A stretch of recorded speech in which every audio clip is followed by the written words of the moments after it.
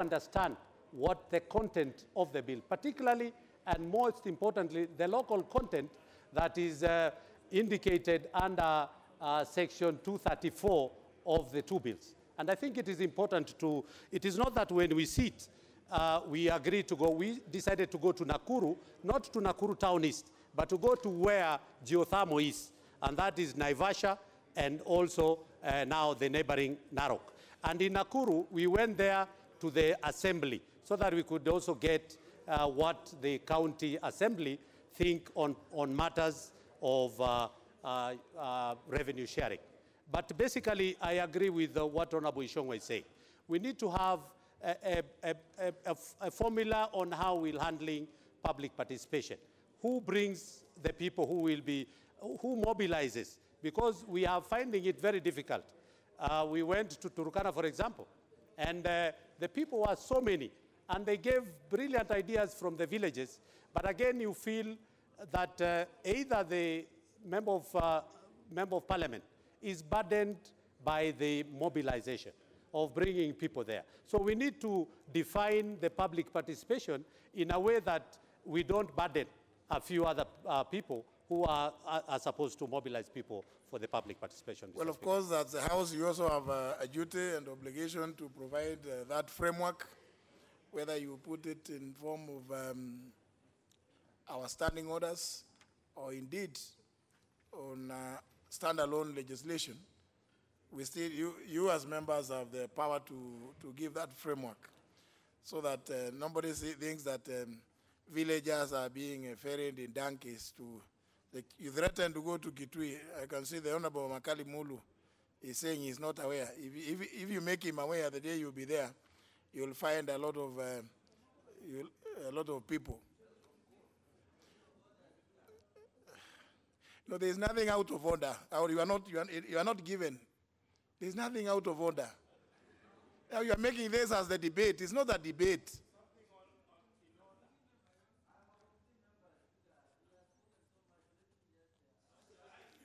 It's never, you know, you are now out of order yourself. Actually, it is out of order for you to rise in your place and start addressing yourself, because you are not addressing the House. That's not the proper way. But this is not the debate. Honorable Kikaria requested for extension of time, which I accede to, because we appreciate the immense interest that the two pieces of legislation that particularly the petroleum and the energy bill have attracted in the country as a whole. And I think it's only fair that they get that time to hear as much as possible from the public, from the communities particularly, because there's an element of revenue sharing between communities, counties, and the national government. I think it's only fair that you have sufficient time so that when you bring your report, you also capture those views and then tell us, give us your observations and the conclusions that you'll arrive at after those hearings. So, Honorable Gikaria, the request is acceded to. Honorable members, before we proceed, allow me to recognize the presence in the Speaker's Gallery of students from St. Andrew's Secondary School, Gilgil Constituency, Nakuru County, and those from members from Turkana County Assembly, members of staff. And in the Speaker's Gallery, pupils from Lower Kabete Primary School, Westlands Constituency, Nairobi County, Gatonyo Primary School, Gatanga Constituency, Murang'a County, Kashada Secondary School, Gishogo Constituency, Kirinyaga County. They are all welcome to observe the proceedings in the National Assembly. Next one. Order number 10, special motion, approval of nominee for appointment to the office of the Solicitor General. Chairperson, Justice and Legal Affairs, Honorable Cheptumo. Thank you, Mr. Speaker. Mr. Speaker, I wish to move the motion that this House adopts the report of the Departmental Committee on Justice and Legal Affairs on the vetting of the nominee for appointment as the Solicitor General laid on the table of the House on Tuesday, March 13th, 2018, and pursuant to the provisions of Section 9, subsection 1 of the Office of the Attorney General of Act 2012, approves the appointment of Mr. Kennedy Nyabuti Ogeto to the office of the Solicitor General. Mr. Speaker, in exercise of power, the President forwarded to the National Assembly, Mr. Speaker, a notification of nomination of Mr. Kennedy Nyabuti Ogeto as a nominee for the appointment to the position of the Solicitor General. And Mr. Speaker, pursuant to the provisions of Standing Order 42.1, Mr. Speaker, you conveyed to the House the message from the President. And Mr. Speaker, effectively, therefore, that was committed to the Departmental Committee on Justice and Legal Affairs for the vetting of the nominee.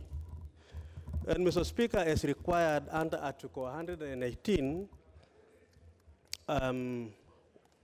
1B of the Constitution and Section 6, subsection 9 of the Public Appointments, Parliamentary Approvals Act of 2011, the public was invited through newspapers, Mr. Speaker, to submit memoranda on the suitability of the nominee to hold the office. Mr. Speaker, the nominee appeared before the committee on 2nd of March, 2018, Mr. Speaker. And Mr. Speaker, it is important for this House to note that in the vetting of the nominee, Mr. Speaker, we were guided by the provisions of Section 7 of the Public Appointments Parliamentary Approvals Act, which, Mr. Speaker, allow me to quote that the issues for consideration by the relevant House of Parliament in relation to an approval shall be, Mr. Speaker, these are very important items which members should be able to know. The procedure used to arrive at the nominee. Number 2, Mr. Speaker, any constitutional and statutory requirements relating to the office in question. And thirdly, Mr. Speaker, the suitability of the nominee for appointment proposed with due regard to whether the nominee's abilities, experience, and qualities meets the needs of the body to which the nomination is made. So, Mr. Speaker, I will just be able to capture those 3 areas because they are very important. On the procedure, Mr. Speaker, item number 1, Section 9, Mr. Speaker, subsection 1 and subsection 2 of the Act provides, Mr. Speaker, that there shall be a Solicitor General who shall be appointed by the President. In Section 9, subsection 1 and 2 was indeed fulfilled when the procedure used to arrive at the nominee.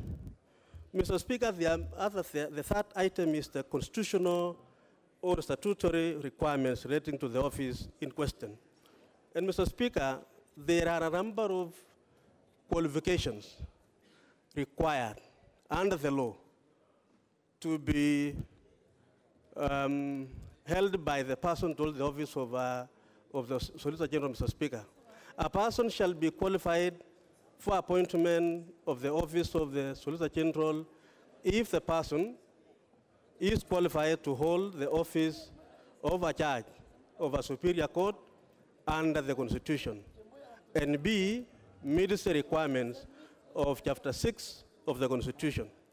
Mr. Speaker, I wish to confirm again to the House that, Mr. Speaker, those provisions of Article 166, 62, subsection 1, 66, subsection 2, and 66, subsection 3, Mr. Speaker, as with the qualifications required, are indeed, Mr. Speaker,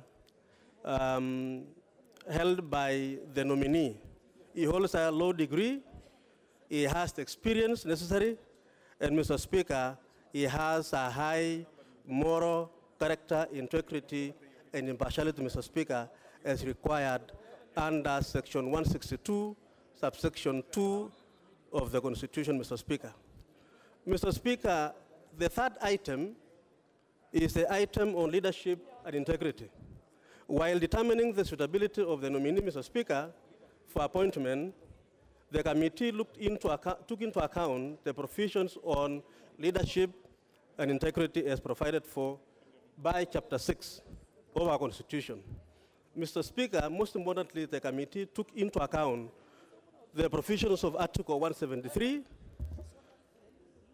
Article 75, subsection 1, Article 77, Article 78,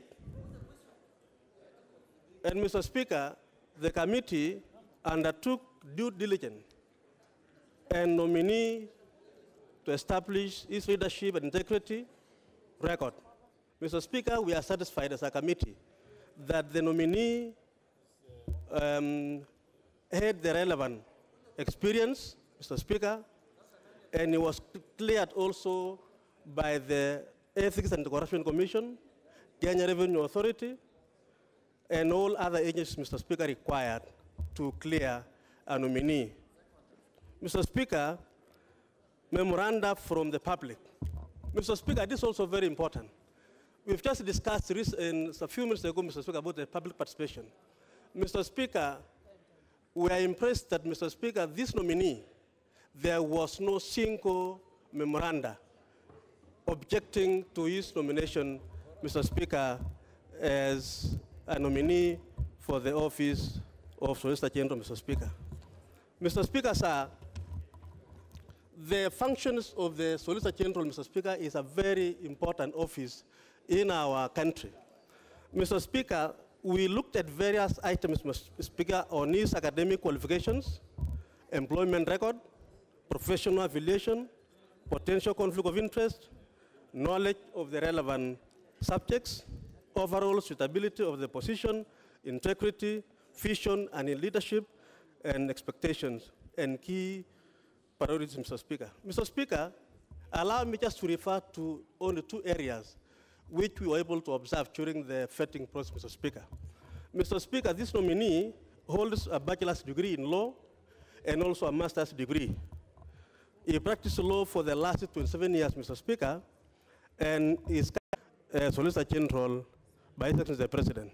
Mr. Speaker, I beg to move, and I would want to request the Leader of Majority, Mr. Speaker, to second. Thank you, Mr. Speaker. Thank you, Mr. Speaker. Mr. Speaker, I will take not less than, not more than 5 minutes, 2 minutes. Mr. Speaker, Kennedy Nyabuti Ogeto is a very refined, decent lawyer, seasoned lawyer. I have engaged with him when we were at the ICC. He was representing our leaders at ICC, either in the executive, either a minister, a principal secretary, a solicitor general, attorney general, DPP. When you appear before the committee of the House, you are very humble. You are very good. You kneel down. You present your CV. But the moment this House approves you, Mr. Speaker, there are ministers and principal secretaries and other state office holders who tell members of parliament, leave your phone outside the office. Mr. Speaker, the only persons who, when we are meeting in person, you don't carry your phone, is the President, the Deputy President, and the Right Honorable Raila Odinga. Those 3. Anybody else? The Speaker, Speaker, only those 3 people in this country called Kenya. If you have a chat with the President, the Deputy President, and the Right Honorable Raila Odinga, you are under obligation not to enter that room with your phone. But Mr. Speaker, anybody else, and I want to urge members, don't be intimidated by the people we vet, by the people we appropriate money to. They must respect the House, Mr. Speaker. And I have really talked to the colleagues, The Speaker, if you allow me, who had issues with the Cabinet Secretary for Health, and all of them, I'm sure they're hearing me, that if you don't fall within the category of the three eminent persons I have said, you cannot tell a member of parliament to switch off his phone or to leave it outside, Mr. Speaker. So Ken Ogeto, I know you're up to the task. You must transform the state law office. You and the Attorney General nominee, a refined, distinguished judge, Kiara. We are looking at you. You are the link between the legislature. The Solicitor General is the link between the legislature and the executive in terms of government bills. They are the ones who deal with the office of the Speaker, the office of the clerk, and the office of the Leader of Majority. So we expect Ken Ogeto to have good relationship with the Justice and Legal Affairs Committee. The Speaker, you know we have a serious business to discuss this afternoon. And I'm sure if you check your 411, an invitation is already being given to President Uhuru Kenyatta. Whether he will accept it or not, I don't know. He's in Cuba. Other leaders have seen the light. They have seen what Honorable Raila leader did. Now they want to meet the president. This is the Kenya we want to build. So Honorable Mavoko, come and meet me. Honorable Omboko Mulemba, come and meet me. All of us, we meet somewhere. We build Kenya, Mr. Speaker. I beg to second.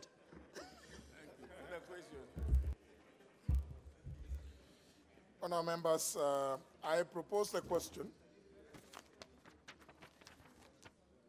which is that this House adopts a report of the Departmental Committee on Justice and Legal Affairs on the vetting of the nominee for appointment as the Solicitor General, laid on the table of the House on Tuesday, March 13, 2018, and pursuant to the provisions of Section 9, subsection 1 of the Office of the Attorney General Act 2012, approves the appointment of Mr. Kennedy Nyabuti Ogeto to the office of the Solicitor General.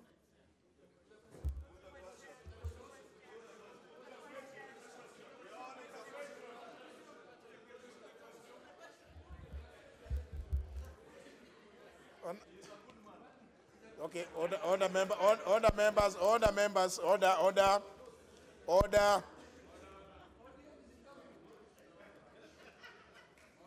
order. Of course, it looks like there is some form of unanimity that I put the question. Can I get the answer to the question that I put the question? Will as many as that opinion say aye? Aye. As many as of the contrary opinion say nay? The ayes have it. Therefore, honourable members, again, pursuant to your own approval that I put the question, I hereby put the question that this House adopts a report of the Departmental Committee on Justice and Legal Affairs on the vetting of the nominee for appointment as the Solicitor General, laid on the table of the House on Tuesday, March 13, 2018, and pursuant to the provisions of Section 9, subsection 1 of the Office of the Attorney General. What's wrong with the member?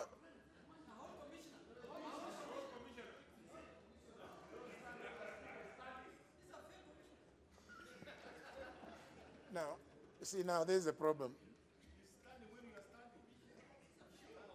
The Honorable Momanyi, because I have read your CV, please just go and look at the standing orders again.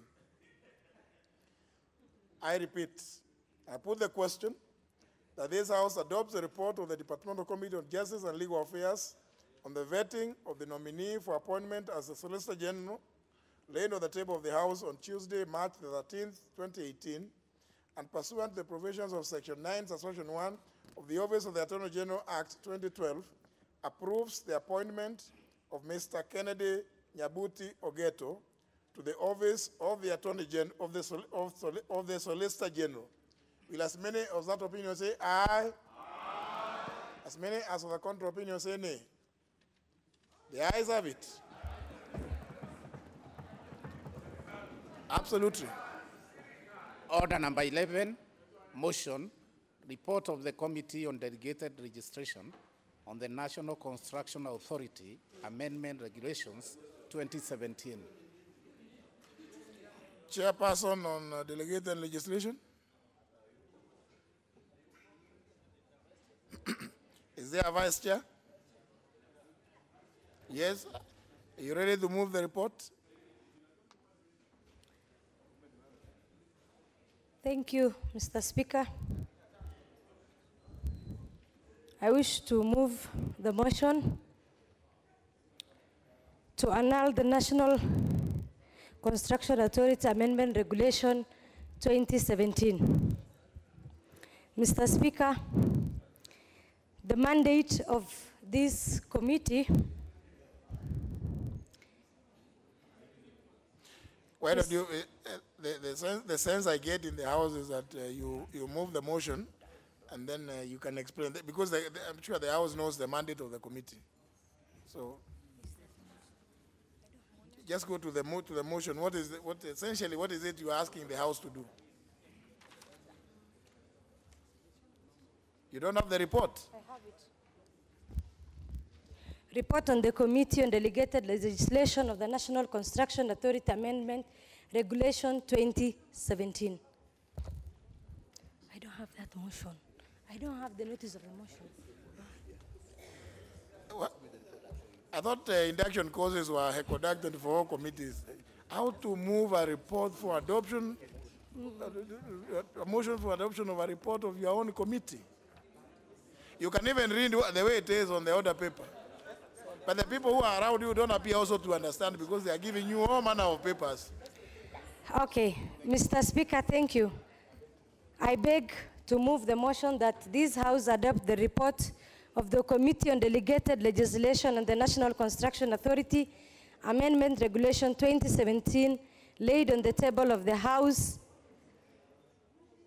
on Tuesday, March 13, 2018, that pursuant to the provision of Section 18 of the Statutory Instrument Act 2013, the Standing Order 2010-4B annuls the entirety of the said regulations.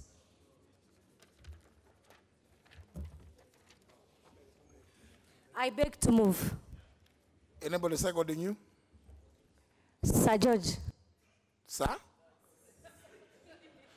That's a new title in this House.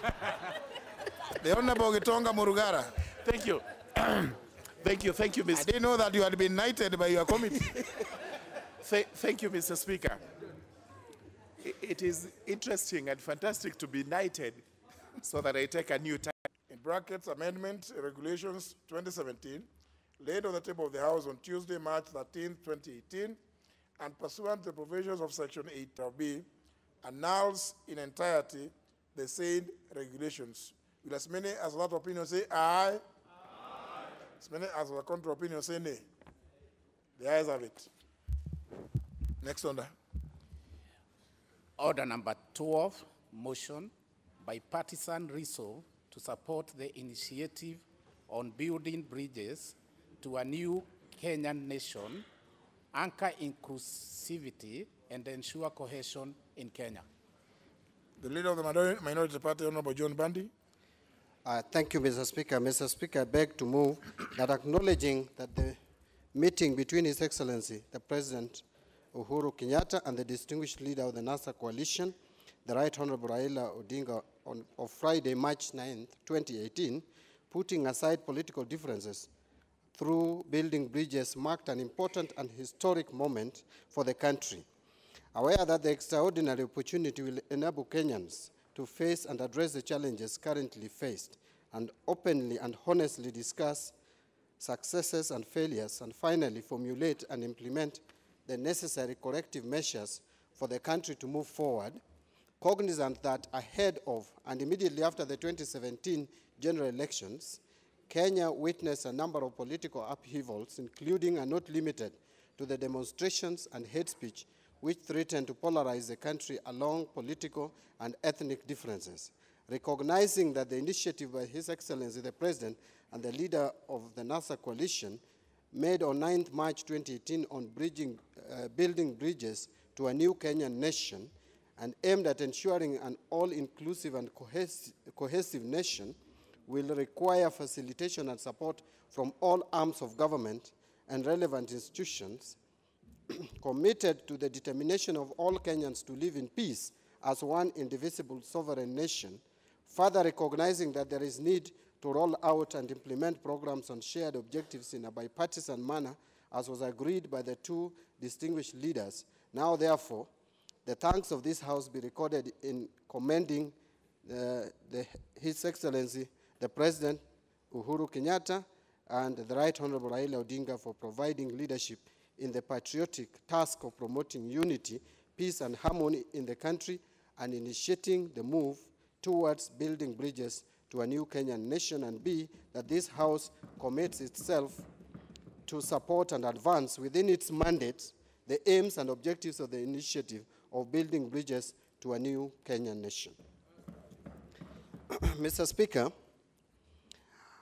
I want to start by saying that as the dust settles on the events that shaped 2017 general elections and the grueling politics of our country, I want from the onset to state that as the leader of the minority party, I support the Unity Pact reached on Friday, 9th March 2018 between our leader, His Excellency Raila Odinga, and His Excellency the President Uhuru Kenyatta.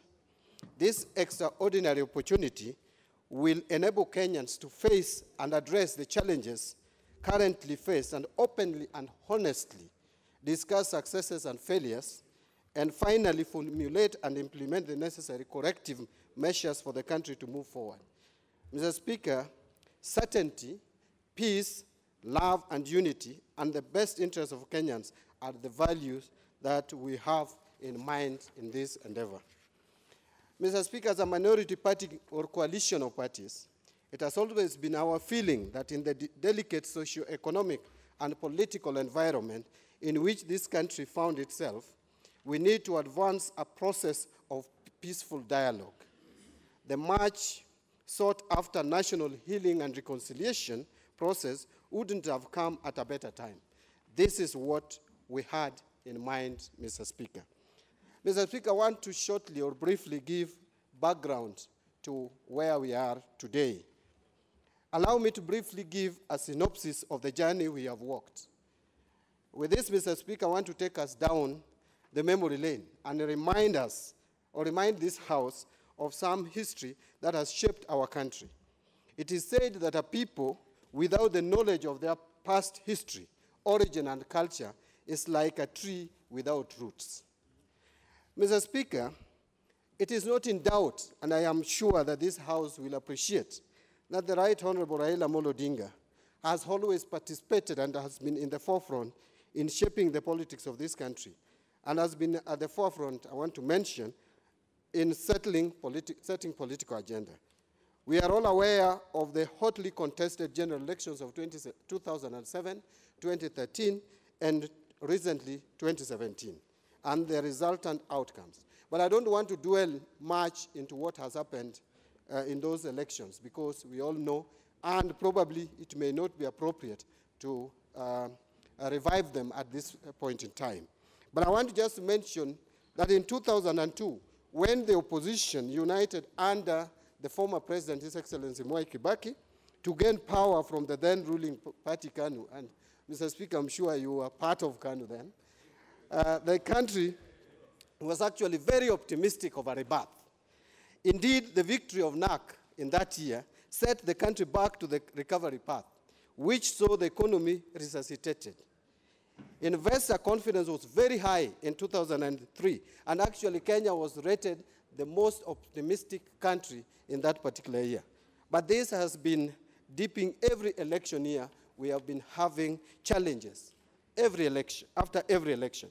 Mr. Speaker, the stable political transition in 2002 generated considerable goodwill from the international community. And by the end of the year 2008, the international donors had signaled their intention to resume normal flows to Kenya, which had been stopped. Economic growth rose in that particular year of 2003 to 1.4 from a meager 1.1% of the GDP. But under the Economic Recovery Strategy, which was launched in June 2003, Mr. Speaker, in 2003, economic policy was reoriented to stimulate growth. This saw the GDP rise steadily in growth from a rate of 1.4%, as I've just mentioned, in 2003 to 6.9% 4 years later in 2007. After the disputed general elections in 2007, Mr. Speaker, again, the GDP dropped drastically to only 0.2% in 2008. We want to take the nation back on the track of prosperity. This is what we had in mind, Mr. Speaker. Mr. Speaker, I want to also mention that when the Grand Coalition government was formed in 2008, and with the promulgation of a new constitution in 2010, there was renewed hope among Kenyans. The GDP rate in 2010 was the highest so far recorded in the history of this country at 8.4%. With political uncertainties which has caused anxiety among Kenyans over the last few years, resulting into a poor business environment, the GDP has been dropping steadily. And by the end of 2017, Mr. Speaker, the GDP growth rate had dropped to 5%. In the first quarter of this year, 2018, Mr. Speaker, it now stands at around 4.4 to 4.5%. This trend should torment us as lawmakers who approve taxation. We want to address the worrying trend that now bothers all Kenyans, irrespective of political or ethnic background. This is what we have in mind, Mr. Speaker. Mr. Speaker, in 2017, we had a hotly contested general elections, which saw seeds of discord among Kenyans. And for the first time in our history as a country, the presidential election was annulled after a successful petition in the Supreme Court. A fresh presidential election was called, Mr. Speaker, but as the opposition, we did not trust in the process and called for irreducible minimum reforms that never happened. I hope this House will remember that we kept on singing the irreducible minimum. I've taken this House through this history to understand where we are and where we are heading to, and the reason why it became necessary that we work together as a country. Despite our call for a reformed, fresh, free and fair poll, the IEBC, Mr. Speaker, went ahead and set a date for the repeat elections. We did not, however, participate in the repeat election, a process that resulted into His Excellency Uhuru Kenyatta being declared the president again. The events were characterized with violence, police brutality, massive boycott from NASA strongholds, and serious ethnic polarization that once again reminded us of our tribal affiliations, albeit in bad taste. His Excellency the President Uhuru Kenyatta was then sworn in on 28 November 2017, an event that triggered the call from the NASA supporters for His Excellency Raila Odinga to also be sworn in as the People's President.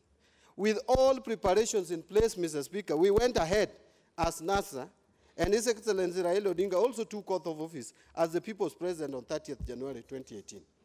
These events left our country with a lot of uncertainty, deep ethnic divisions, a really polarized country, and worst of all, a battered economy. We want to address these fears, political divisions, and ethnic hatred now. And this is what we had in mind, Mr. Speaker. In all these instances where our country has experienced sharp political differences, the economy has been on a nosedive as compared to instances where the country has been united. And Mr. Speaker, this is what we have in mind when we say we support the initiative by the two distinguished leaders, His Excellency Raila Odinga and the President, His Excellency Uhuru Kenyatta. It is without doubt for the common interest of Kenya and Kenyans. Mr. Speaker, so that it doesn't appear or we don't miss the point and assume that it is all about Raila Odinga, I want to remind this House that in 2003, the current president, His Excellency Uhuru Kenyatta, was the leader of official opposition and the head of minority party then, KANU. I think there's some luck with being a minority leader, probably.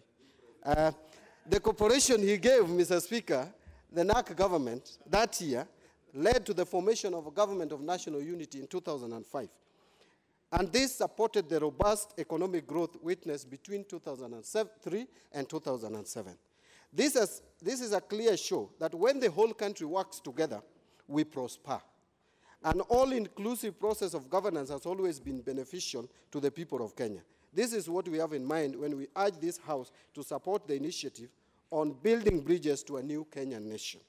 Mr. Speaker, I wanted just to touch briefly on where the strategy of NASA before this historic event of last Friday. As a NASA coalition, we had put in place elaborate strategies that would have seen us finally reach Canaan. We had formed the People's Assembly in most of our counties, which would have culminated into the National People's Convention of about 10,000 delegates. That would have brought together representatives from all counties, including governors. We had in mind to bring our members of parliament, leaders of majority and minority from the county assemblies, the speakers of the county assemblies, members of the civil society, the youth, women, representatives, religious leaders, among other Kenyans. The main agenda was to discuss what we titled Project Kenya, or rather, if you want, you can call it Which Way Kenya. The resolutions were to be brought to the National Assembly in form of a bill and also to the county assemblies, processes that would have led to a referendum on amendment of the Constitution through popular initiative. But where are we now, Mr. Speaker? I want to confirm today to this House that we have since suspended the People's Assembly to give room to dialogue and in honor of our two leaders, His Excellency the President Uhuru Kenyatta and His Excellency Raila Odinga, by supporting their initiative on building bridges to a new Kenyan nation. I salute the magnanimous statesmanship of the two leaders who have decided to come together to restore unity. The magical handshake on 9th of March 2018 has again renewed hope among Kenyans as evident from the political statements from both sides of the political divide. Kenya is headed in the right direction. Mr. Speaker, I want also to urge all leaders from all spheres of the society, but more particularly the elected leaders, and significantly, I want to address Parliament to embrace this national project of healing and national reconciliation to foster commitment to national development. Honorable members, our greatest glory is not in never falling, but in rising every time we fall. Honorable Speaker, this is what we have in mind. Honorable Speaker, I appreciate that the MOU between His Excellency the President Uhuru Kenyatta and His Excellency Raila Odinga is not a merger. I want to be very clear. It is not a merger. It's neither merger nor a coalition, but rather cooperation on national healing and development. This cooperation will see Kenyans coming together to look at those areas which have divided this country and come up with solutions which will complement the part that we have worked of reforms and total democracy. I think Kenyans are used to where when two political groupings come together, that we only come together to share positions. Mr. Speaker, I want to be very clear that this meeting of minds is to talk about the reforms that we have been working all along and total democracy and the development of this country, the progress of this country in terms of economic growth. They have agreed to have certain structures in place to support the growth of the country. As their followers, we await for the proposals to deliberate on and eventually support them. As the 35th President of the United States, John F. Kennedy, once said, peace is a daily, a weekly, a monthly process, gradually changing opinions, slowly eroding old barriers, quietly building new structures. Thus, as a House, I call upon all lieutenants from both sides of the political divide, both Jubilee and NASA, to tone down our language, calm our emotions, embrace the sign of times, and gestures and follow our leaders to the path of prosperity. Mr. Speaker, it is refreshing to note that the issues that have continued to occupy the minds of Kenyans will be addressed. Some of these issues include, but is not limited to, 1, inclusivity and ethnic polarization, 2, restoring confidence in our electoral system, 3, structure of the executive, whether presidential, parliamentary, or hybrid, 4 is independence of the judiciary. 5 is compensation to victims of violence. 6 is corruption. 7 is addressing the issue of police brutality through Kenyans who are in agreement that we needed to change the way we conduct our politics. And Mr. Speaker, that is the reason why these two leaders came together. And I want to just urge other leaders to support this initiative, whether you are in parliament or outside parliament. This parliament will be called upon a number of times to come in and put into practice through legislation all the agreements that would be agreed on elsewhere. Let us support the initiative of these two leaders. But my final remarks would be to our colleagues, our friends, our partners in the NASA coalition, that now I want to finish my talk as the chairman of Orange Democratic Movement. Orange Democratic Movement is one of the oldest parties in this country. And Mr. Speaker, I want to advise my colleagues that we are not ready to take blackmail. We are committed to this cause, and no amount of blackmail will get us off the track.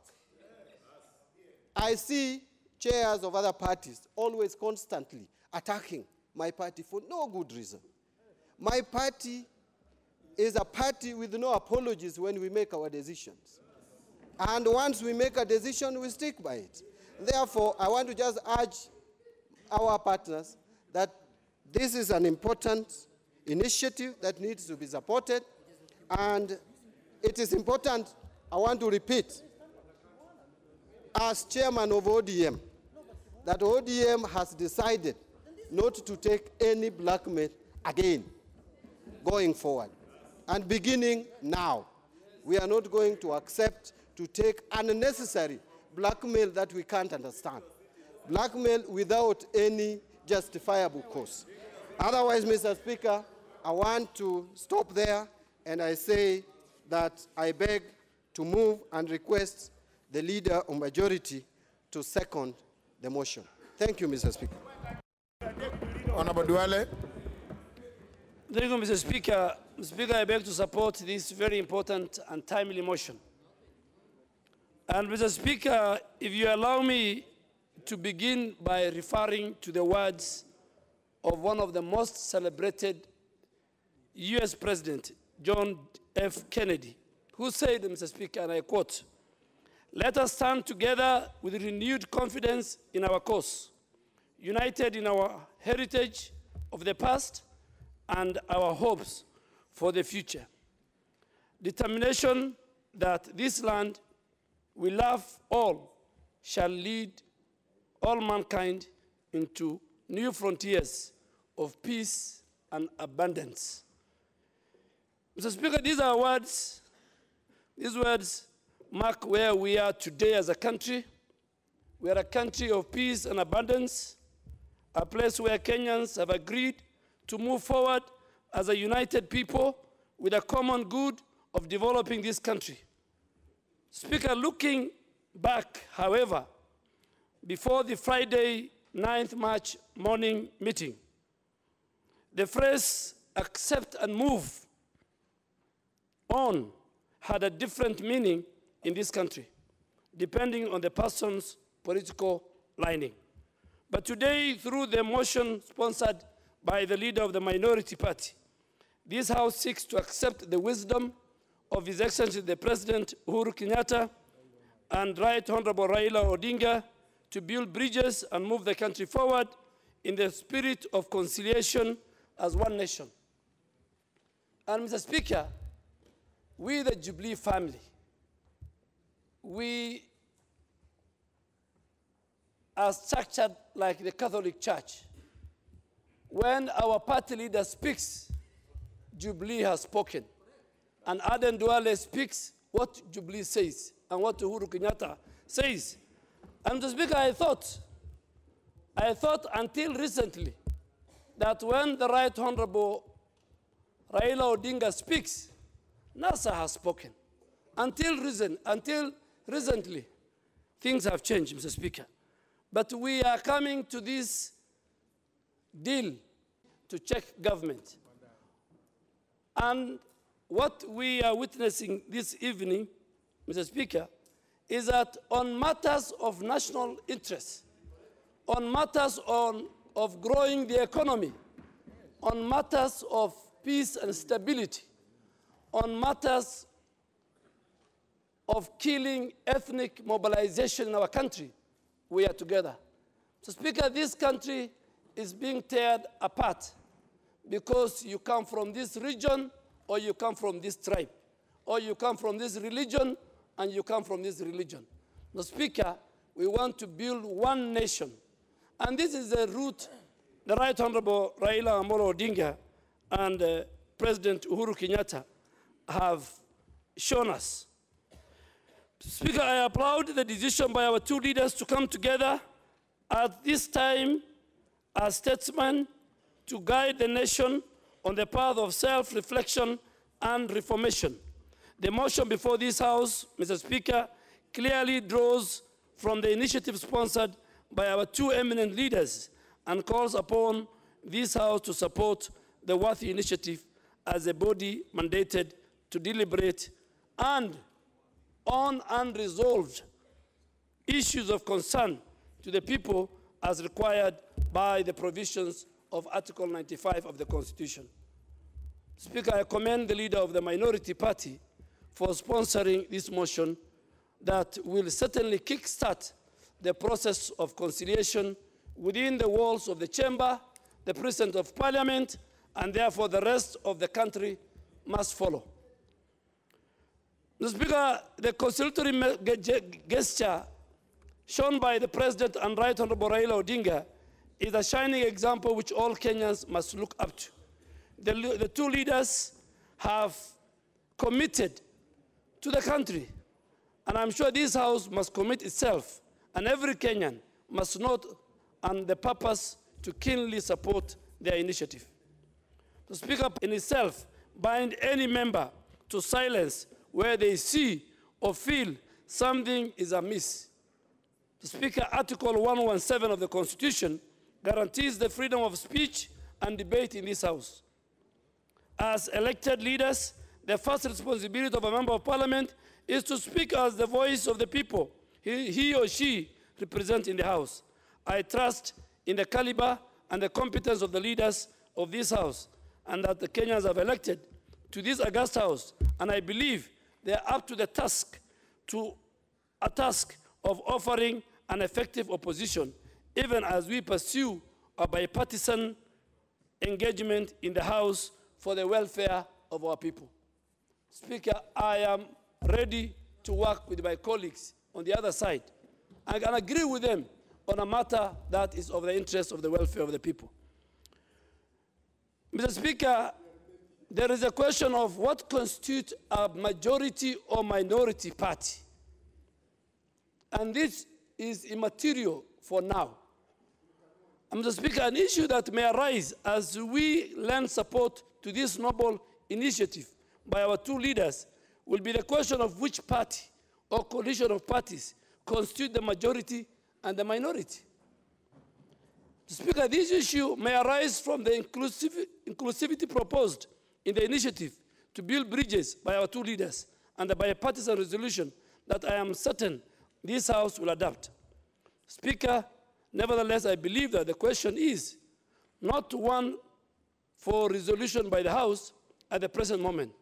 Reading the mood of the two leaders, Mr. Speaker, and the reaction of the initiative, the most pressing issue to Kenya today is inclusivity, cohesiveness, reconciliation, and the assured welfare for posterity, as opposed to parochial party politics, Mr. Speaker. Mr. Speaker, as I speak for Jubilee, and I have said it, this deal does not and will not be equated to a coalition government. And at the moment, the deal is still very young. It's just one page. So we are yet to see more. And I'm sure the excitement out there, there are frictions. There are those who say this deal is going to complicate the 2022 succession politics. Mr. Speaker, I want to make it very clear from the onset that those who aspire to be leaders or presidents in 2022, you don't need to hang from the coats of anybody. Yes. So, Mr. Speaker, the days are gone. The days are gone that you want to become the president of the Republic of Kenya and you need a ladder. Raila Odinga will not be a ladder anymore. He will not be a ladder. For those who used him, yes, he will not be a ladder. And on our side, Mr. Speaker, on our side, we have no space for any group that wants to vie for 2022. The ladder is not available on the Jubilee side. We have our succession roadmap. Our candidate is already known. He is a utility player, very expensive player. All that we are doing as Jubilee is to protect that utility player. You know, I am a fan of Man U, Mr. Speaker. And there's a player called Lukaku. When Lukaku plays, we make sure that he doesn't get injured. For us as Jubilee, our strategy is clear. Just like the day and night, we have no workshops to go and sit. We have no night meetings. Our candidate is one William Samoei Arap Ruto. So if you want to come and join us, you must go for the lower position before that. You either come and ask for a deputy running mate, you either come and ask for a cabinet minister, an attorney general, a DPP once the term is over. So, Mr. Speaker, the culture of hanging from the courts. Mr. Speaker, I am a happy man because I was inducted into politics, Mr. Speaker, by none other than Raila Amolo Odinga. Of course, there are people who are scared of Raila Odinga. Raila Odinga is loved and hated in equal measure in our country. And Mr. Speaker, it's because of his history. Raila Odinga went to Kanu and left with the cream of Kanu in 2002. He joined and said Kibaki Tosha, and Raila Odinga left Kibaki in 2009 and forced him to form a government of national unity. Today, our friends in Wiper and ANC and Ford Kenya, when they remember the history of Raila Odinga, they don't sleep at night. They don't sleep at night. They say the coalition, the Speaker, they will have their time. I'm giving the history of a great man. But Mr. Speaker, Raila Odinga has said, and I'm sure, in my opinion, Raila Odinga has a history to protect. He has a legacy to protect. He has a rich reform history to protect. That's right. So the question that begs is, what is the opportunity cost for Raila Odinga to be a ladder for somebody in 2022 and destroy his legacy? Or to say, if you want to become a president, the playing field is equal. So, Mr. Speaker, let us not play politics. And today, the people who are saying, why did President Uhuru Kenyatta meet Raila Odinga, are themselves saying, Mr. President Uhuru, we want to meet you. Barely 3 days ago, Kalonzo Musyoka wants to meet Uhuru Kenyatta. Wetangula wants to meet Uhuru Kenyatta. Mudavadi wants to meet Uhuru Kenyatta. It's in public domain. It's in 411.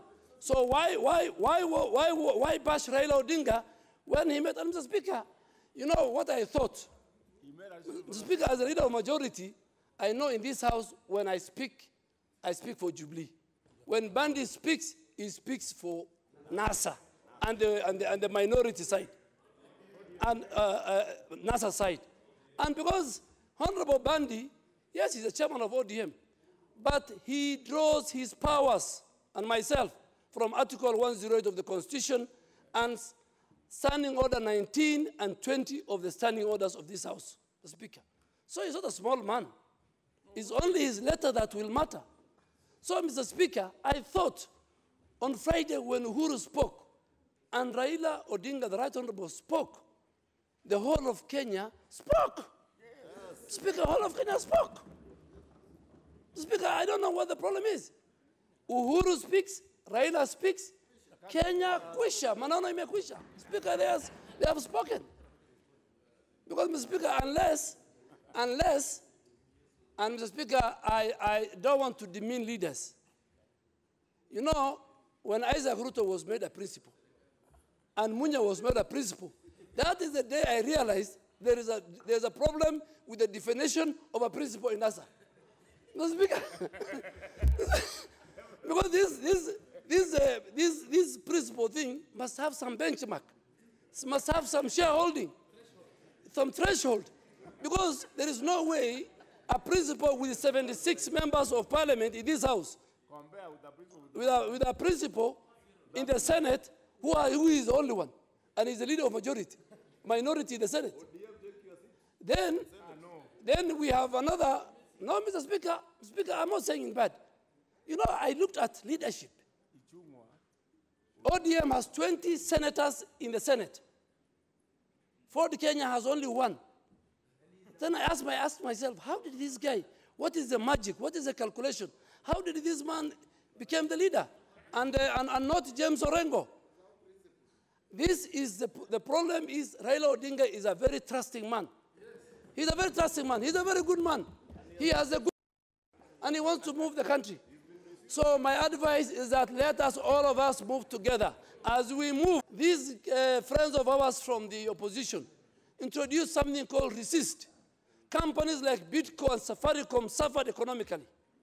Mr. Speaker, there was tension in the country. Mr. Speaker, we must thank Honorable Raila Odinga and the President for bringing down our country, for uniting our people. 2022, it will sort out itself. If you are ready to vie, prepare for William Ruto. He's a utility player. He is our striker.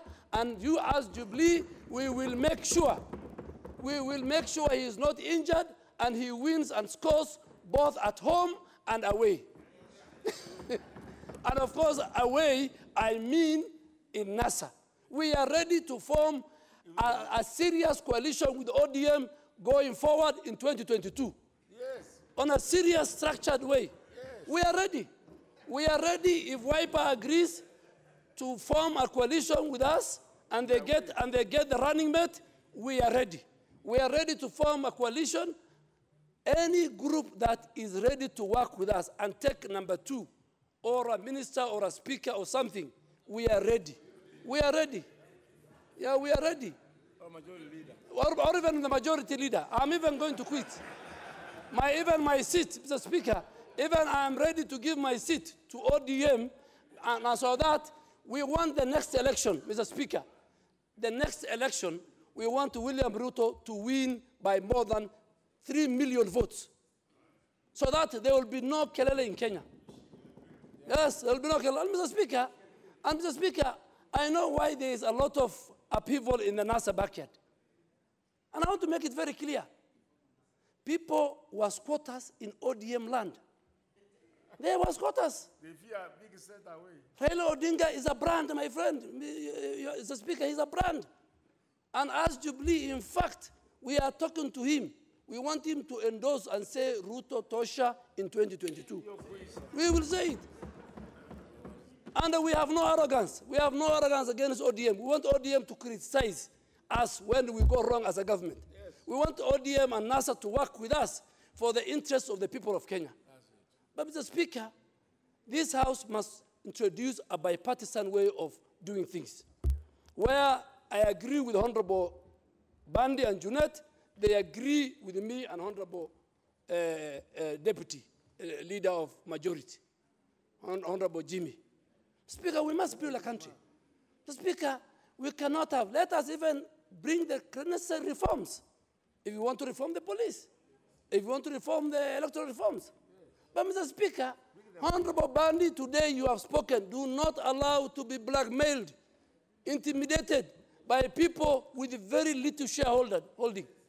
Yeah, in big companies, you only talk to your partner. You can't talk to, you know, I'm a pastoralist, Mr. Speaker. And pastoralist, Mr. Speaker, on the finishing end, in the pastoral community, the decision is made the decision, Mr. Speaker, is made by only the guy with the largest number of camels. Speaker, I'm finishing, and I want the honorable body to listen to me. In the pastoralist, decisions are made on the basis on how many camels you own, or cows. If you have got 10 cows and 10 camels, you wait for the implementation of the decision that will be made by the big shareholding in the community. So in NASA, the big shareholding is ODM. They have made a decision for the sake of the country, and they said Kenya must be peaceful. The economy of this country must grow. We must deal with the ethnic mobilization. We must build one nation. We must reach out to each other. Mr. Speaker, I beg to support, and I really want to ask my colleagues on the other side, put your house in order. Do not depend on Raila Odinga. Meet us in 2022 for our utility player to score. Honourable members,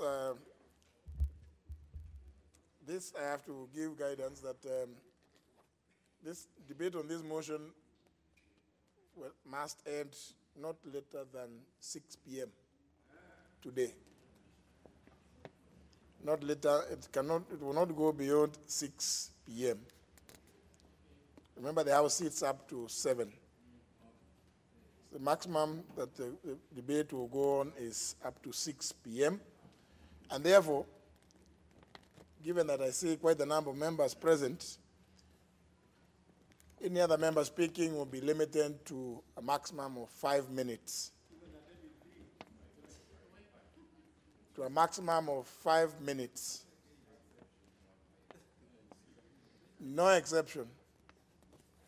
And therefore, no members propose a question, which is that acknowledging that the meeting between His Excellency the President, the Honorable Uhuru Kenyatta, and the distinguished leader of the NASA coalition, the Right Honorable Raila Odinga, on Friday, March 9th, 2018, putting aside political differences through building bridges, marked an important and historic moment for the country, aware that this extraordinary opportunity will enable Kenyans to face and address the challenges currently faced and openly and honestly discuss. On CNN, I went back to the bar and I took a whole bottle of wine. Celebrating that our leader, our two leaders have at last put the interests of the country ahead of their own personal interests. And for maybe a second time, they demonstrated to this country that actually, when he's fighting, he's not fighting for self-interest. He's fighting for the national interest, although sometimes he's misguided. That's where he takes some wrong routes. But now he has discovered the correct route, the route to serve the Kenyans. Yes. And me coming from Nyanza, I'm a very happy man. You know why? Now Nyanza as a bloc will support William Samoei Ruto come 2022 as a bloc. And the Mbadi will be very close to our leader here, and to prepare his chance for having a shot as a deputy president. Mbadi, you listen to me. Yes. You are my student. Listen to me. If you play ball for the interest of Kenyans, you can reach there. No, if you want to check you. Okay? Those who have been fighting to take over from Raila will be messed up because they cannot beat you. When we fought as Nyanza as a bloc, we fought for William Ruto, 2022, and we may try to convince him to take you as his deputy. We'll try to do that. Okay? So you play ball with us. Now, for those other members of NASA, who are blaming the Right Honorable Raila for having talked to the president, and then you come back here and you tell us you have been seeking dialogue. Must dialogue have all the 4 people? Can dialogue be started by 2 people? I thought you would be applauding it and asking what part can you play in creating a peaceful and prosperous country. Mr. Speaker, this parliament will create history. You were able to implement the ideas, the ideals that have been pronounced by our two leaders. Because those ideals are for the prosperity and the unity of this country. So that when I'm appointed to a position, I don't have to say, you don't have to tell me, oh, he's a Kisi. When Imad is appointed to a position, we don't say he's a Suba, although most of you don't know that he's a Suba. Okay? So that we work as a country. He's a Bantu. Yeah, he's a Bantu. That guy is a Bantu. Now, Mr. Speaker, I will urge my friends who are the principals in NASA, the 3 other principals in NASA, they are all my friends, that actually Raila has gotten tired of carrying you in his back. Please give him a chance. Give him relief. He's tired. He's tired. Yes, he's an old man. Yeah, so what you do, you go along with him, supporting him. When you see him almost terrorizing, you assist him not to fall down, okay? Like in the ideals that he has now pronounced himself on. Support him. Chris, please support him. Because if Raila did not want you to be a deputy whip, you couldn't be. You know your numbers here. How many they are. So support him. Mr. Speaker, with those few remarks, and we must, those who may speak to Muse Raila, say I'm really congratulating him, and I'm really very happy with his decisions. Thank you. Well done. Now, honour members, I think I want you to, of course, the rules of relevance must guide every debate. And I think if you listen to the mover, as he moved the motion, I don't see anything in this motion about elections. Is there? It may be implied, but I think if we can just stick to the motion, we will do ourselves a great service. I want to fault the leader of minority that you, the big brothers indicated earlier, should never at any time look like one now to intimidate. Community, the people of Trans Nzoia, whom I'm going to lead as a governor come 2022, God willing, Mr. Speaker, they expect development. The Jubilee government, it must be inclusive, Mr. Speaker. When these two coalitions, when these two people came together, Mr. Speaker, I spoke to the CEO of the Nairobi Stock Exchange, and he confirmed to me that the stock market has gone up, Mr. Speaker. That's what he told me, Mr. Speaker. And indeed, it is true. And we expect the remaining positions. President Uhuru should be nominated everybody. But I was surprised yesterday, some positions were moved quickly, Mr. Speaker. We thought they are going to throw some things in Nyanza, in Trans Nzoia, in Western, in Coast, in everywhere, Mr. Speaker. We are requesting him wherever he is, the positions that are remaining in the spirit of inclusivity. We want to see more PSS, Mr. Speaker. We want to see more CSS from the strongholds of NASA. Because, Mr. Speaker, we are all taxpayers. And we are going to be committed. We are going to put Jubilee on toes if at all they are bringing some issues which are not for public good. But the things that are there for the public good, Mr. Speaker, we are going to support the government. We are going to be very objective, and we want to grow this country to greater heights of prosperity, and I thank you. For Sankok.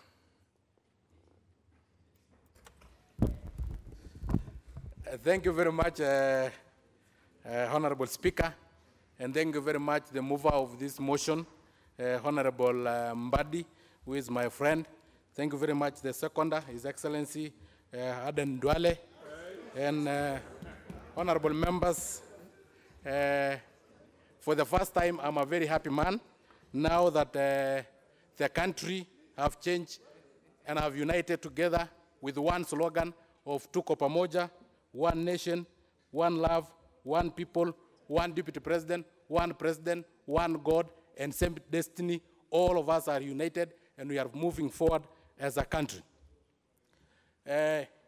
Honorable Speaker, we really do appreciate the Right Honorable Raila Amolo Odinga for having visited the President of the Republic of Kenya, Uhuru Muigai Kenyatta, in his official office of Harambee House. And that golden handshake have brought the country together and have toned down the tension that was developing in this country. Honorable Speaker, for those who may have different opinion, we and Kenyans in general only understand one form of dialogue.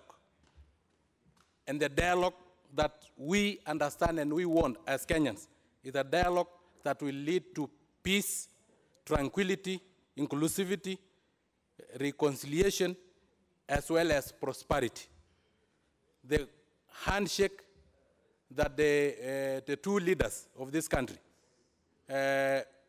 when they met on Friday, have brought this country together. Honorable Speaker, we have lost investors. Tourists have run away from our countries. Donors have escaped our country. And even our friends who used to visit us from abroad are no longer visiting us because of the tension that we had. But because of the coming together of our leaders, we are starting to see a situation whereby donors have returned to our country and our economy will be back on track. Honorable Speaker, we want as a House to support and to come together and move together this country to economic prosperity. Honorable Speaker, for those who are saying that the coming together of the two great leaders will kill opposition in this country, no, there have not been opposition in this country from 2013. We have only been having, under the new constitution, majority side and minority side. And whenever we differ in opinion, does not mean that we have opposition or we have the ruling side. We have the minority, we have the majority. And when we differ, we agree.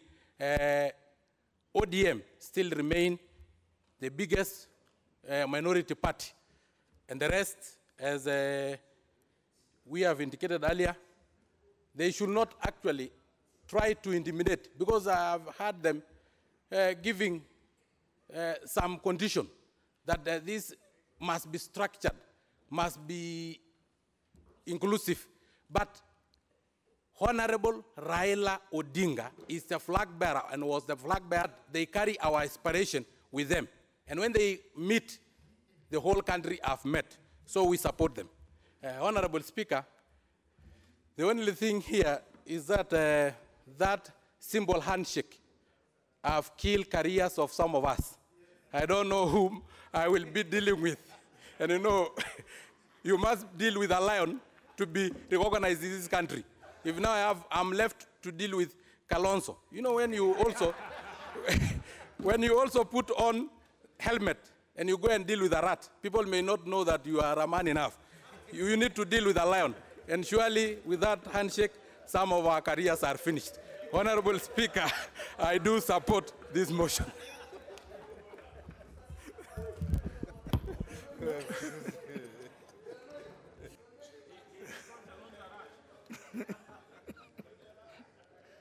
Well, his time is over. His time is up. So let me recognize the member for Suna East.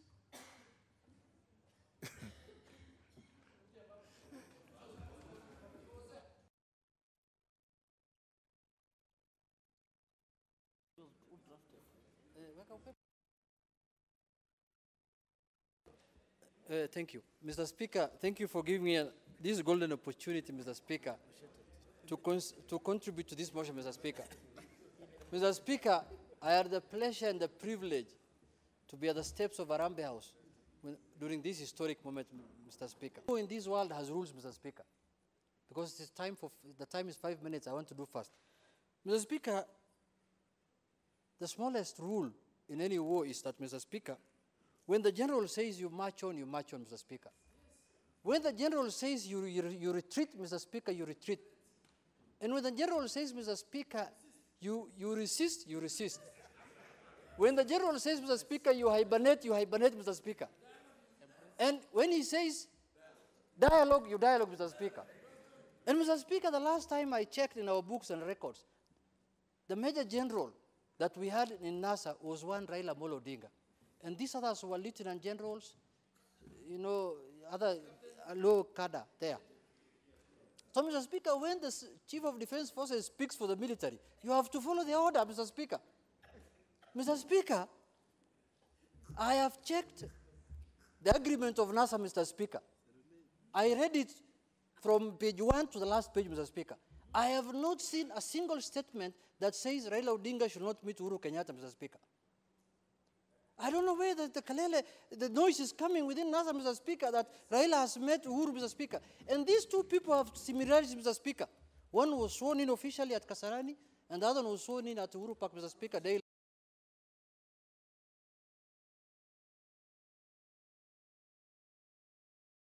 Whichever oath you want to say, Mr. Speaker. Nobody else has taken oath, Mr. Speaker. So, Mr. Speaker, if one oath taker has called another oath taker, Mr. Speaker, and he has said, can we compare our oaths, Mr. Speaker? Which one was constitutional, which was unconstitutional? Mr. Speaker, what's your problem, Mr. Speaker? Mr. Speaker, I want to speak to my NASA colleagues, Mr. Speaker. Nothing stops from NASA continuing talking and dialoguing within themselves on who is going to be their presidential candidate in 2022 as our leader continues engaging President Uhuru Kenyatta on how to make our country together, Mr. Speaker. Nothing stops. We can still have our presidential candidate as Kalonzo Musyoka. We can have as Wetangula. We can have as Musalia Mudavadi. Nothing obstructs us from continuing dialoguing among ourselves. I remember William Ruto saying, we spent a lot of time in seminars, in hotels, dialoguing who's going to be our candidate in 2013. This is the opportune time that we need to start talking as NASA to get our presidential candidate, Mr. Speaker. Because William was right on that, Mr. Speaker. I was in part of those seminars. We sat at Ole Sereni, then we went to Stoniati, then we went to Naivasha, then we went to Vipingo, Mr. Speaker, looking for a presidential candidate. By the time we are agreeing on one, the election is 3 months to go, Mr. Speaker. It is now time we should sit as NASA and agree on our presidential candidate, Mr. Speaker. As my leader, Honorable Raila Amolo Odinga, continues engaging with his counterpart, Mr. Speaker, on the other side, on how to make the country one, to unite the country, and make our country bigger than any other nation in the world, Mr. Speaker. Mr. Speaker, I'm not a small man, you know that, Mr. Speaker? Because of all these people who are seated here, I'm the only one who is at the steps of that Harambee House. And I'm the only one who knows what is inside that thing for the country of Kenya, Mr. Speaker. There are a lot of good things, Mr. Speaker. Add me because I was in Harambee House, 2 minutes. Mr. Speaker, Mr. Speaker, that document you have seen, Mr. Speaker, signed by the two leaders, Mr. Speaker, is for the well-being of the country, Mr. Speaker. Is for the good of the country, Mr. Speaker. Mr. Speaker, in spite of my leader meeting the president, does not mean we have lost our obligation as ODM to be the opposition leaders of this country, Mr. Speaker. We will hold the government accountable here in Parliament, Mr. Speaker, by virtue of where I'm seated, Mr. Speaker. Mr. Speaker, in mature democracies, presidents and opposition leaders meet, discuss what is good for the country, agree and disagree on issues, and move on, Mr. Speaker. But it's only in our country where if you are an opposition leader, Mr. Speaker, you know, Mr. Speaker, I'm almost elevated to a position of deputy principal now, Mr. Speaker, in NASA. Because you saw where I was. The principal, now I'm the deputy principal. Mr. Speaker, this 1 minute. Mr. Speaker, what is contained in that document, Mr. Speaker, is something that is going to live for eternity. You know how our economy went down? You know how communities fought? Mr. Speaker, you could see even the deputy president was not there. When they finished the agreement, Mr. Speaker, they said, go and sell this gospel to your people. Raila Odinga to go and sell to his people in NASA, and Uhuru Kenyatta to go and sell to his people in Jubilee. People cannot wait until the guy who's carrying the Bible has not arrived. You are making noise. You are saying, oh, I was not consulted. I was not told anything. Consult what, Mr. Speaker? Mr. Speaker, it is time to call a spade a spade. This country must move forward. We are all Kenyans. We must live as one country or we separate. If we have to live as one country, Mr. Speaker, the only way is the way Member for Kikuyu. Thank you, Mr. Speaker. And I just want to pick up from where the Honorable Junet has left, Mr. Speaker. I was not at the steps of Harambee House, Mr. Speaker, but I had occasion. Last Tuesday, we were in Mombasa, Mr. Speaker, through the courtesy of Honorable Junet and his phone, through his phone to speak to the Right Honorable Raila Odinga. And I remember that time I did mention to the Right Honorable Raila Odinga that we respect him and honor him as a great statesman in this country. And therefore, I want to take this opportunity to commend both His Excellency President Uhuru Kenyatta and Raila Odinga for this very momentous opportunity they have afforded children and generations of this country, Mr. Speaker.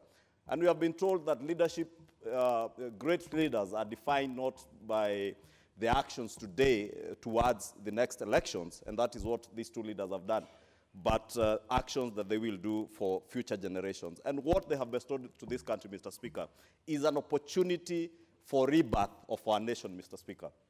If you look at the issues, the Honorable Junet mentions that are in that document, issues to do with strengthening of devolution, issues to do with divisive elections, that every election year for the last so many years, since 2007, actually since 2002, Mr. Speaker, we have seen, and the minority leader did mention that, in 2003, 1.4% to a high of 6.9%, just before the 2007 post-election violence, and that coming down again to almost 5% in 2017. And Mr. Speaker, only last week, the Cabinet Secretary for the National Treasury did confirm that as a result of the bad politics and the extended electioneering we had last year, only the first half of this financial year, we have lost about 84 billion shillings of our projected revenues. And that is the actual cost, Mr. Speaker, of bad politics. Therefore, these two leaders are talking to this country, asking us to think about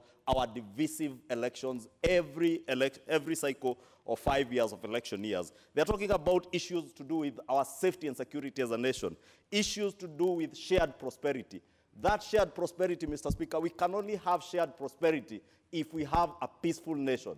And therefore, Mr. Speaker, the fact that these two leaders have come together, and they said it in their statement, that both of them, in a big way, symbolize the full cycle of divisions that this country has gone through over the years. And they said it will not be in their time as leaders, as president and as leader of the opposition, that they will allow this country to go to the dogs. And therefore, as they sought last Friday, Mr. Speaker, that those of us behind them, those of us in NASA, those of us in Jubilee, and I want to commend those of us in the Jubilee fraternity, that we have rallied behind President Uhuru Kenyatta in supporting this initiative.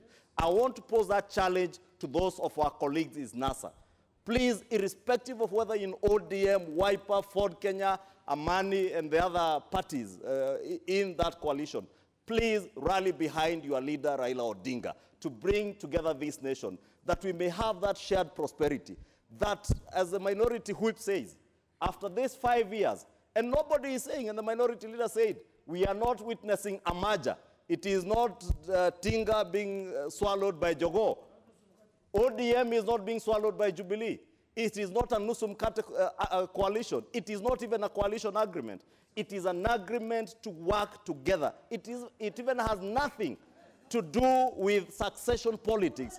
It is about bringing our nation to cities of personalities, and therefore we must, as a House, Mr. Speaker, and as Kenyans, support these two leaders to bring this country together, that we end our divisive politics, we build our economy, this endeavor. It is for the betterment. Member for Makueni. Thank you, Mr. Speaker, for giving me an opportunity. Oh, no, members, don't raise your hands. I have, you see, I have at least, sorry, Honorable Manso, let me just tell you, member, I just want to now make this clear. Most of the, and even as coalition, Honorable Manso, I also know that there's an element of regions, counties. So, for instance, from Wiper, the Honorable Makali Mulu spoke, is from Kitui County, and this one is from Makueni County. So those from, so you just have to bear that in mind, that I actually know most of you. So when you hear if you are ODM and you hear somebody from Siaya has spoken, you know that your chances of speaking is reduced. It goes a little further. Now, there's also leadership, of course. There's leadership. That is different. That is leadership. The Honorable John Bandi is the leader of the minority party, and he's actually the mover of this motion. So that doesn't count. So don't worry too much about when the leaders speak. The Honorable Duale, if I see the request from a member from Garissa, obviously they will speak because the Honorable Duale speaks as leader of the majority party. So, but of course, now I just want to caution. But you see, the problem I'm having is one. I'm trying to look for names of women in this list, but I think the women never made up their mind as whether to contribute. So you must be. I have 50 requests here. So you must be, and my screen only shows the first 10 names. So you must be in the list, which is the number 40, 41, and up to 50. Please also make up your mind from early so that I'm able to see you. Honorable Manzo, please. Speaker. Mr. Speaker, I really want to thank you for an opportunity to contribute on this very important motion. Mr. Speaker, since the last election, the party and the leadership of WIPA has been for dialogue, and up to today still stands for dialogue. The initiative by the Honorable Raila Odinga and the President is great and is a good initiative for this country. And in fact, Mr. Speaker, what is most important also, Mr. Speaker, is to carry Parliament along with it and carry political parties along with it and also carry Kenyans along with it. During the last election, Mr. Speaker, a lot of people lost their lives. They had no answers as to where to begin. They had no answers as to how to get compensated for those who are injured. In fact, 2 members of this Parliament got serious injuries in that time. There were extremes also on the part of the government, Mr. Speaker. There was no really reason to deny the Honorable Raila Odinga a meeting at Uhuru Park the day he had come back from America. And it is through these talks, Mr. Speaker, that we are not going to see tear gas again as a country, which will even affect people who are not part of it. We will not see water cannons, Mr. Speaker, which are very poisonous. We want to build our nation and make it safe for our visitors and make sure the economy grows. But also most important, for NASA, it has been proposing constitutional amendments. It has also been proposing a better way of dealing with election stalemates. And this can only be done, again, Mr. Speaker, through this House, through a structured method where there is maybe a law or a resolution of the House on the way forward, Mr. Speaker. For this to be done, Mr. Speaker, there has to be structured dialogue so that it is not open blanket. What was signed by the 2 leaders, Mr. Speaker, was a document of utmost good faith. And utmost good faith has to be nurtured, Mr. Speaker, has to be revealed, has to be shown, there has to be goodwill on part of the 2 divisions of Kenyans which existed. And I also want to say, from the time this dialogue started, Mr. Speaker, we have seen high spirits in Kenyans, there is a hope in Kenyans, and I believe the issue of blackmail should not arise at all, whether from the side of NASA or the side of Jubilee. There has to be utmost good faith, and most important, eventually, there has to be a legal mechanism or medium of which all of us will translate, from the goodwill to a legal structure, Mr. Speaker, which will be able to rely on for way forward and for the future, and to make sure an event like we had in 2013 and 2017 elections will never be repeated in this country, Mr. Speaker. In the past, Mr. Speaker, 2008, when there was post-election violence, Mr. Speaker, many Kenyans lost their lives. The matter ended up in the ICC. Trials were done, and the country has to move on, Mr. Speaker, from such past and bad history, Mr. Speaker. So we look forward into a situation whereby all Kenyans are carried on board, and Kenyans are listened to their leaders. They are carried on board through the leadership of Jubilee and the leadership of NASA, which we all recognize. Once Kenyans participate, Mr. Speaker, every Kenyan will get an opportunity to contribute, just like we are doing on this floor. And also, most important, again, Mr. Speaker, Parliament now will be able to do its business with the majority and minority, so that we can be able to make laws which are for the prosperity and for the greatness of this nation. I thank you, Mr. Speaker. I support. Member for Bumula. Member for Bumula. Honorable Mabanga.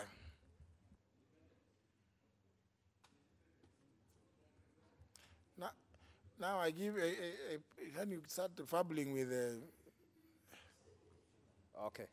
Thank you, Mr. Speaker, for giving me this opportunity.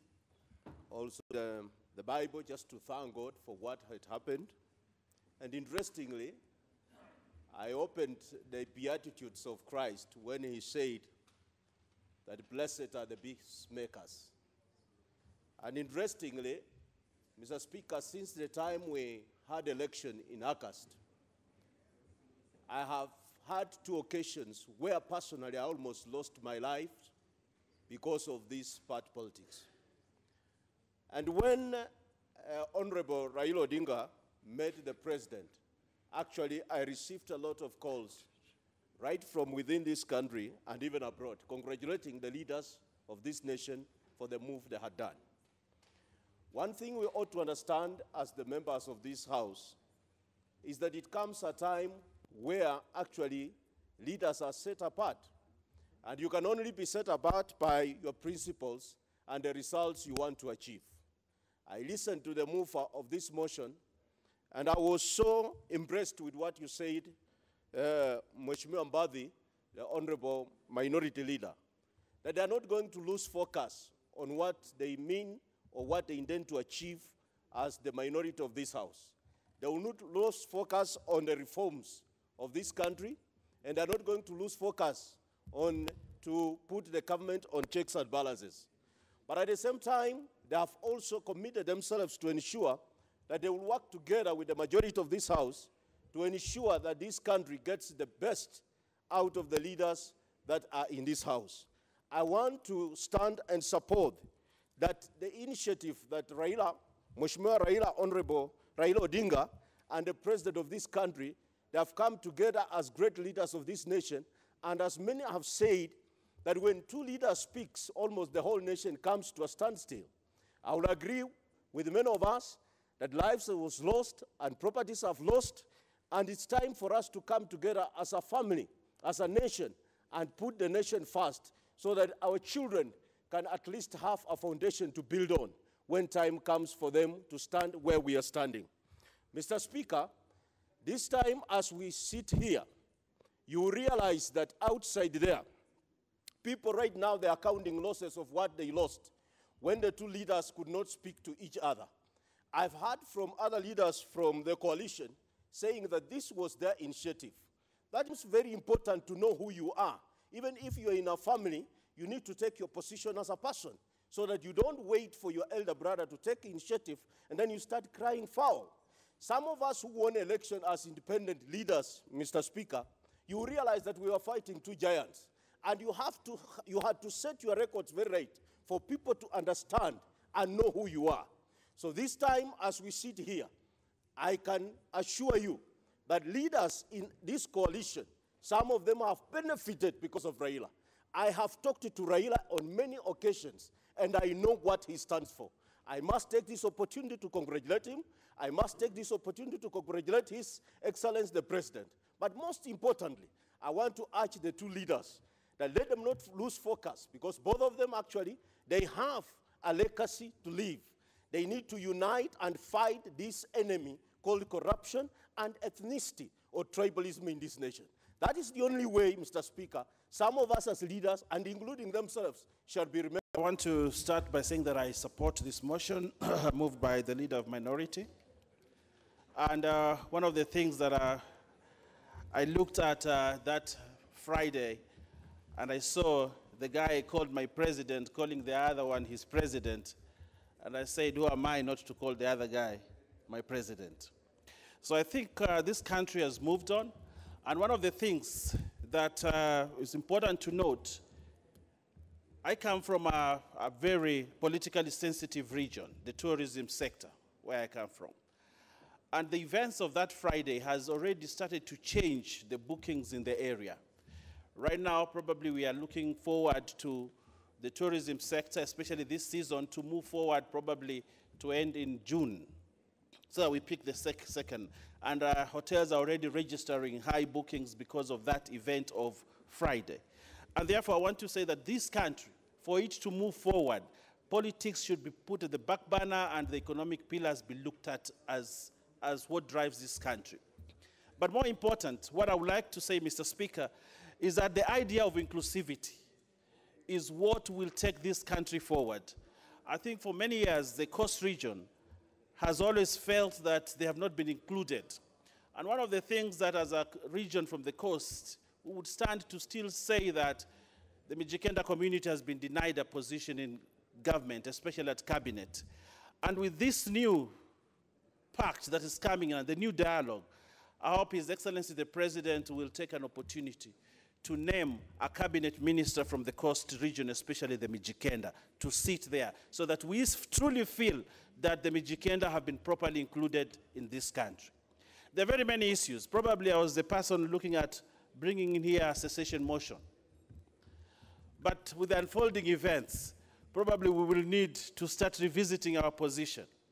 But for us to revisit the position, I would like to state that as the dialogue continues, one of the agenda items, Mr. Speaker, sir, should be a whole agenda to discuss the coast as a region and its relationship with the rest of the country. For many years, I think we have felt marginalized, and we continue to feel that way, and we actually thought that the Jubilee government, one of its agenda was to continue to marginalize the coast region. But I stand here today, I also want to be in that dialogue team so that I can speak for the coast.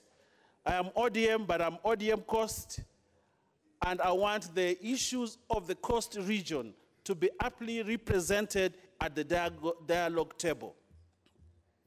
I want to end my speech by saying this, Mr. Speaker, sir, that the fact that 2 or 3 leaders were not part of that moment, that historical moment, should not derail the goodness of the moment. That my brothers and our young brothers in Fort Kenya, Wiper and ANC feel shortchanged, but I'm encouraged because I read the breaking news that they have announced that they actually also want to meet the president. And I just hope that the president will continue. It is there in breaking news, and we have read it, that Mheshimiwa Kalonzo Musyoka has made it public that he's ready and he wants to meet the president as soon as he arrives from Cuba. And that, to me, poses a good position for this country to move forward. So, Mr. Speaker, sir, I would like to support this, and I look forward to a more inclusive Kenya. I look forward to a Kenya that respects everyone, and that this moment of dialogue will stop the vicious cycle that we have of every year after election. This country's economy goes down, the temperatures are high, the enmity between ethnic groups goes up. I hope it is an opportunity that we stop these electioneering moments low moments that we always have. Thank you very much, Mr. Speaker, sir. Honorable Soipan. Thank you very much, Mr. Speaker, for giving me this opportunity to also join colleagues who have spoken before me in congratulating the minority leader for a mature democracy for our country. And Mr. Speaker, the first thing that came to my mind when I saw our 2 leaders do the golden handshake, Mr. Speaker, was to look at them as the peacemakers that the Bible talks about. Mr. Speaker, the Bible talks about the blessings that are bestowed upon peacemakers, and they shall be called the sons of God. And I was just wondering, Mr. Speaker, for those who had a different opinion or who are throwing stones at our leaders and complaining, and whining that, you know, this shouldn't have happened, you wonder where they belong. Mr. Speaker, we are at a point where we should not be reading anything beyond what this initiative is, Mr. Speaker. It has been said loud and clear, and I have not seen or heard anything that talks about, you know, power-sharing deals that this thing is about. Mr. Speaker, it's about the welfare of Kenyans. It's about shared prosperity by all Kenyans. And like I said, we are at a point where, you know, Kenya is actually graduating into a mature democracy where we can agree to disagree on certain political ideologies. We can agree to disagree on certain political thinking and agree on those things that are very vital for each and every individual Kenyan, who are the people who have made us to be where we are today. Mr. Speaker, when you see our economy hitting the right scales right immediately after the good gesture that we saw from our two leaders, Mr. Speaker, you would wonder why anybody would want to look at the negative aspect, if there is any negative aspect of the coming together of our leaders. It's about healing our country. It's about bringing our country together, Mr. Speaker.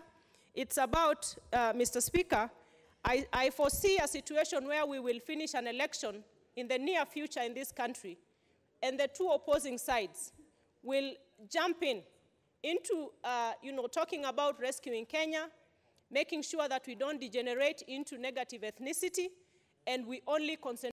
My husband, who's also a politician, was running on an NASA ticket. Mr. Speaker, but you know, we both managed to convince our electorate, and we are ably representing them, Mr. Speaker. And Mr. Speaker, on that point, that is the same thing I read from what our leaders are saying. We can agree to disagree on certain points.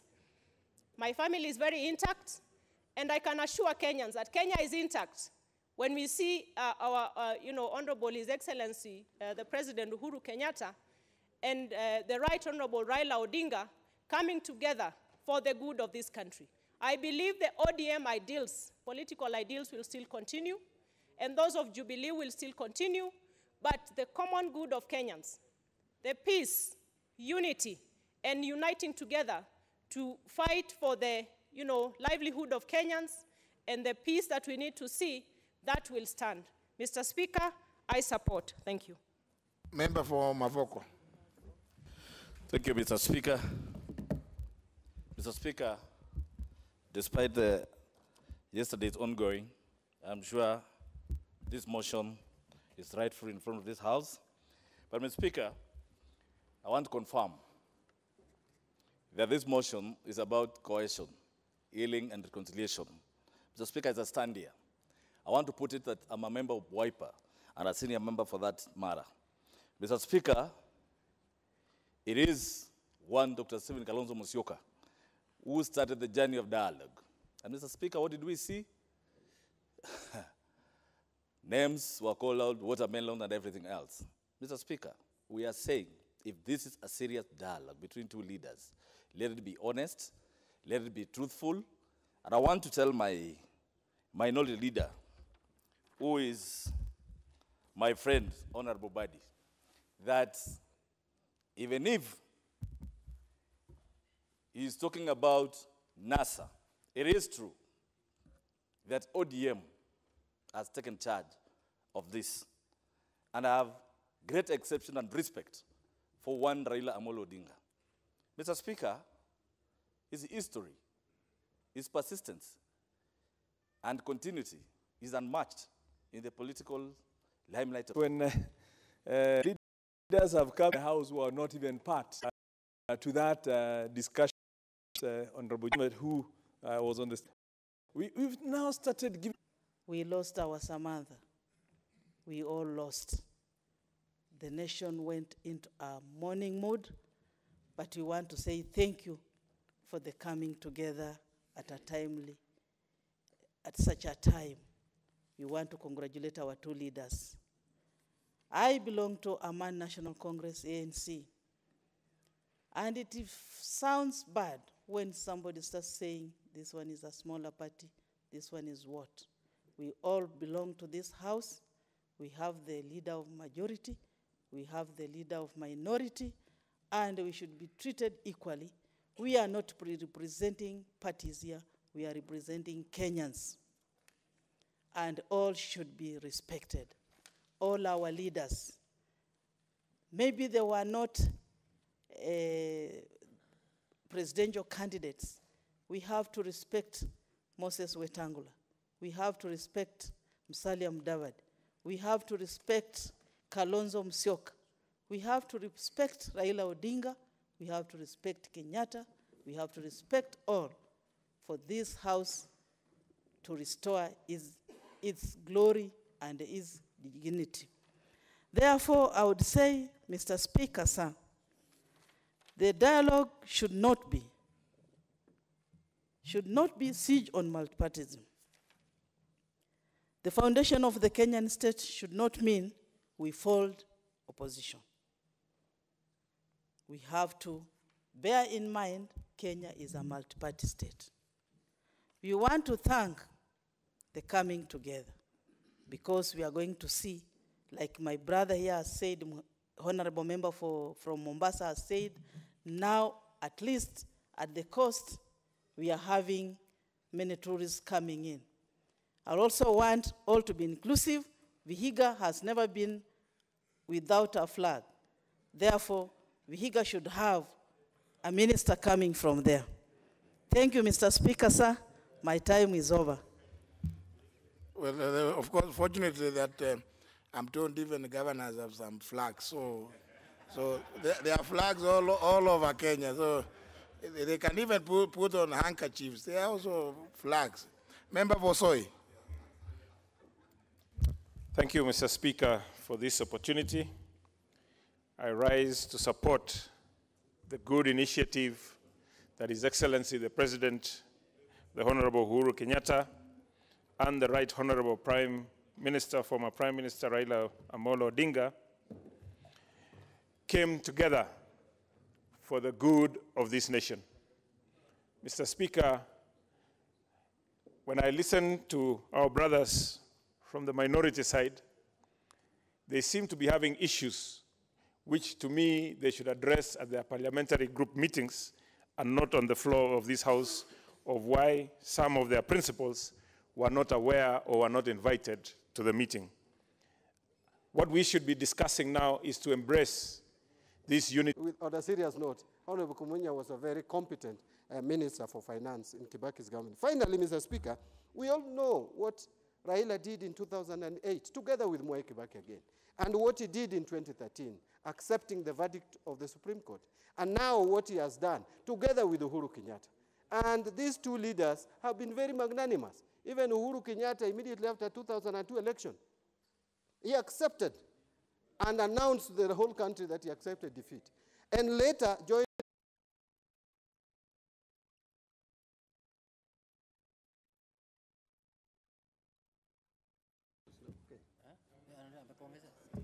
because we need the answer to wonder whether the little minority disappeared. And Mr. Speaker, I thought my time was up and switched off. Actually, my time was up, and I want to be very magnanimous with the time you have given me. Mr. Speaker, I was just concluding by saying that these two leaders have demonstrated something that I think all of us need to support. Let us not complain too much. Let us not go to the petty, small issues as opposed to the bigger issue. And as I said, and I want to conclude, that this is not about any election. It is not about 2022. It is not about sharing of positions. This is about Kenya. Let us concentrate in building Kenya and growing our economy. Have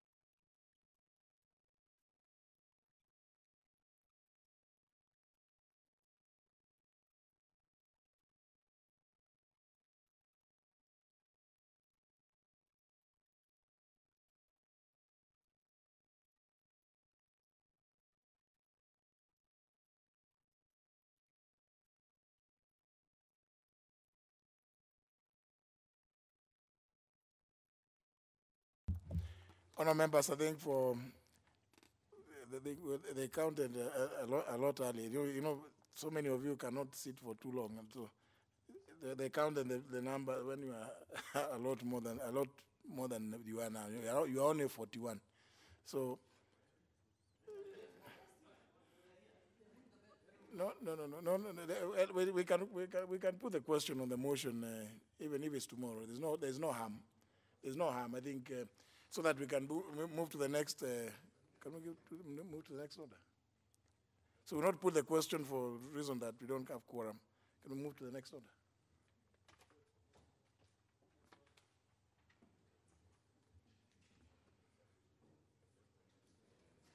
Order number 13, motion, report of the Public Accounts Committee on the accounts of various institutions. Honorable Opi Wandai, Chair, Public Accounts Committee.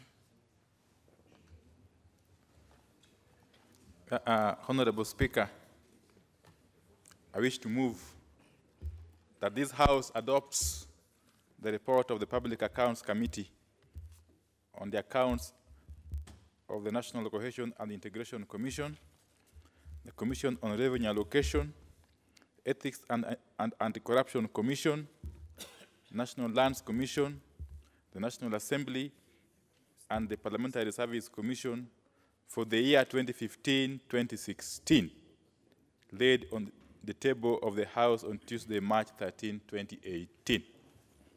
Mr. Speaker, as I move this motion, which is essentially a routine motion, nothing really unusual about it.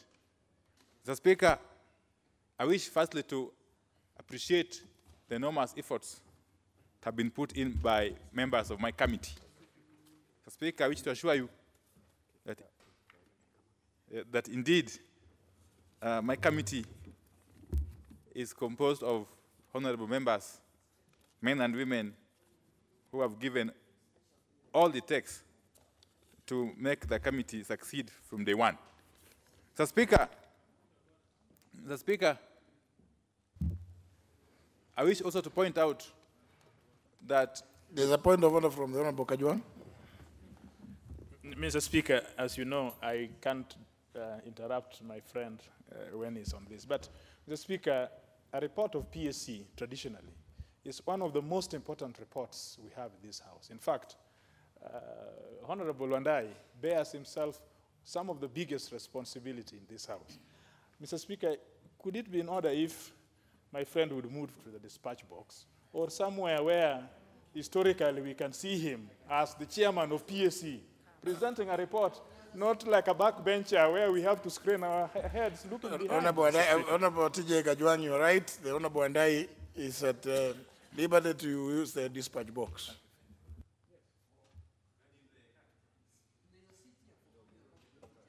Oh, is there? But they can.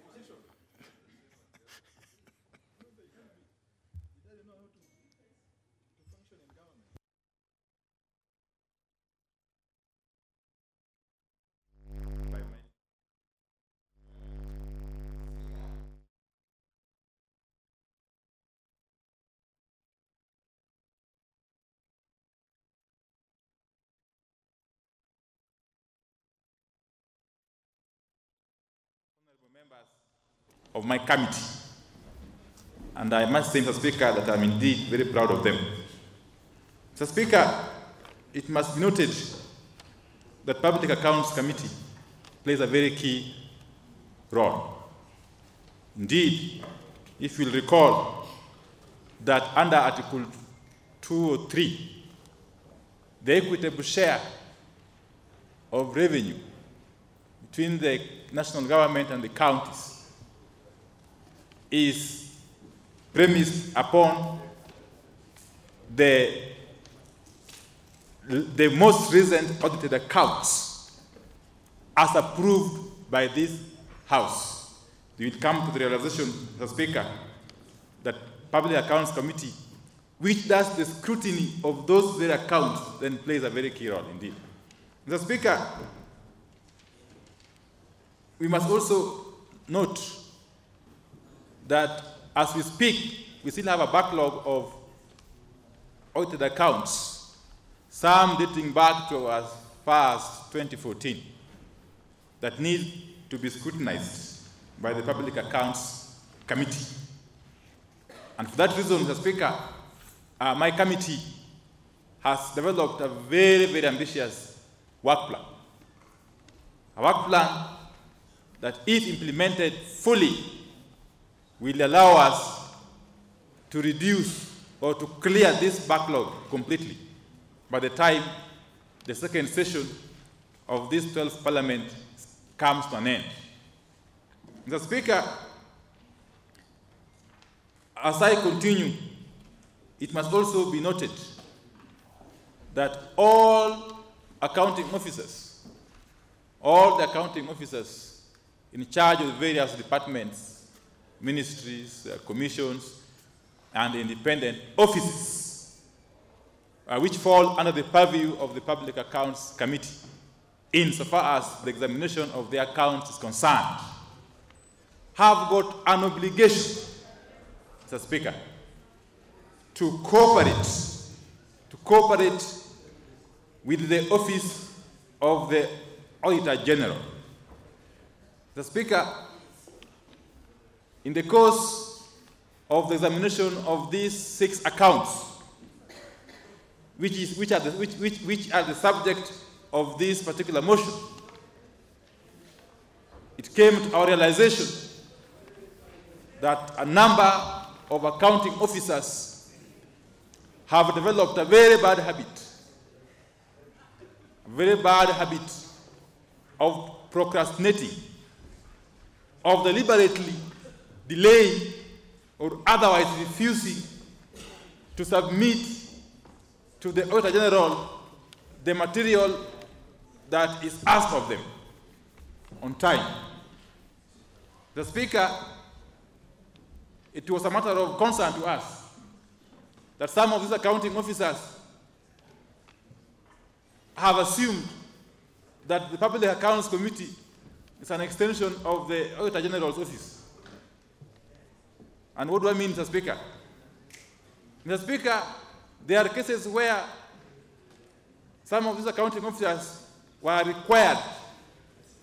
asked to submit specific material to enable the Office of the Auditor General perform its task.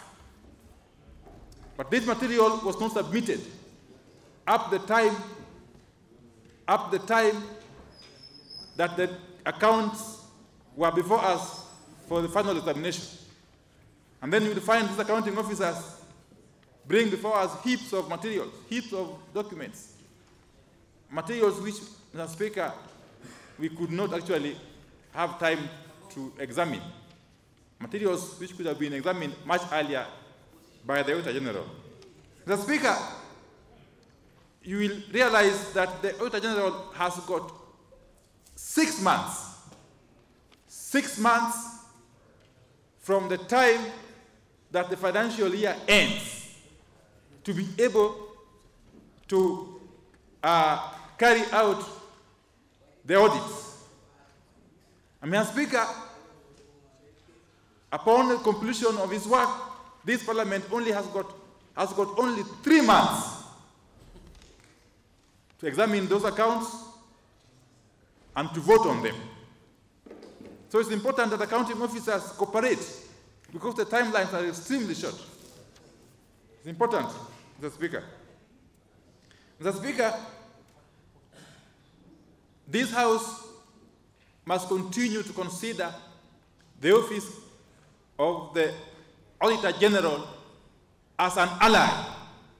Indeed, in the course of our oversight duty, we need to cooperate and work hand in hand with the Auditor General, Mr. Speaker.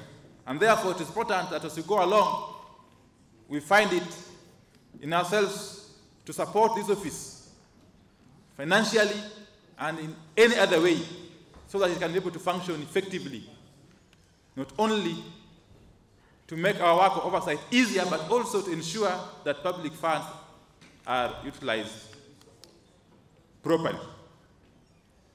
Mr. Speaker, I want to be very brief, and I'm basically concluding. Mr. Speaker, public resources are obviously limited. And therefore, it behoves every accounting office to ensure that at all times, these very limited public resources are applied properly, prudently, and in a manner that shows that they understand that they are dealing with resources that are meant to serve the greater good of the country as a whole. And therefore, my committee has undertaken to ensure that we make appropriate recommendations. Appropriate recommendations regarding any cases of misuse of public resources that will come to our attention. This we shall do without fear of fame. And therefore, all the accounting officers should be put on notice, should understand that it will no longer be business as usual. So, Mr. Speaker, therefore, I want to urge this House that this being the first report that we are submitting, since we shall be submitting very many other reports going forward, indeed, my committee undertook to be submitting at least a report every 2 weeks. As we examine the accounts, we shall be doing reports and submitting them on the floor of the House. So it will become a routine, Mr. Speaker. And therefore, I don't want to belabor the point. And I want to ask, I should have asked my vice chairperson, the Honorable Jessica Mbali, because of the shared responsibility, I've chosen to ask the Honorable Gideon Ron, the Honorable Member for Keio South in the great county of Marakwet, Elgeyo Marakwet, to second, Mr. Speaker. Thank you.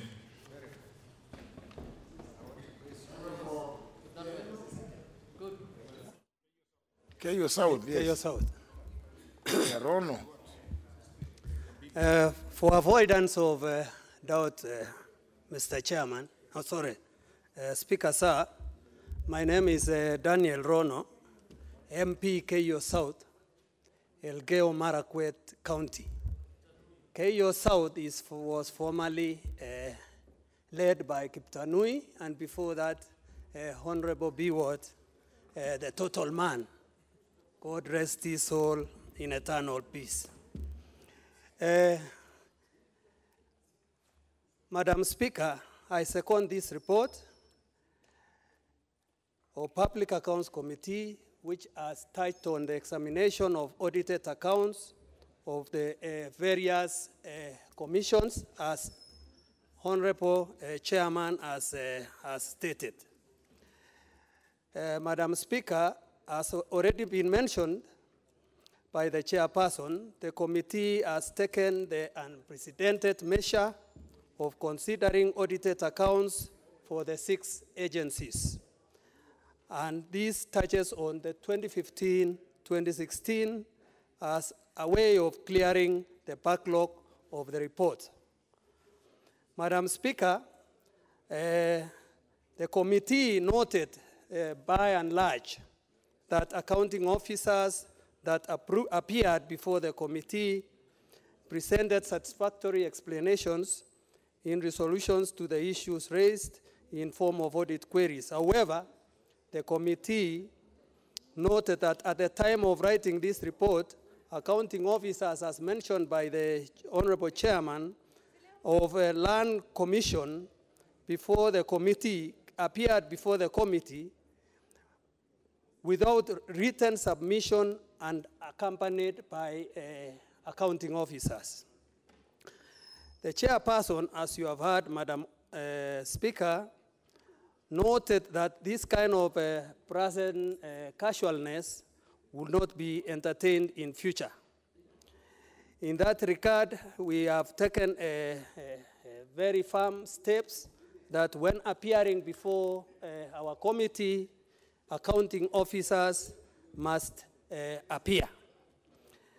The committee noted that in some projects, project managers from the Ministry of Lands, for example, in a project which was undertaken at the Harambee House, actually caused the PSC, subjected the PSC into paying some interest through delayed payment.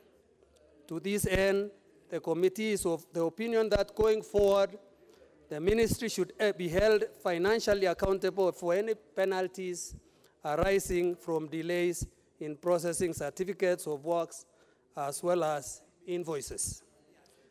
With these few remarks, Mr. Speaker, I second. Thank you, Madam Speaker.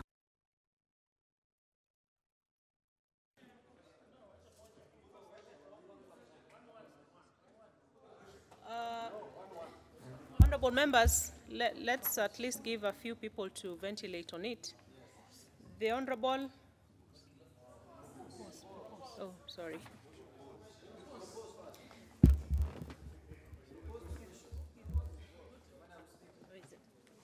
Sorry, members. Honorable members. Order, Honorable Leader.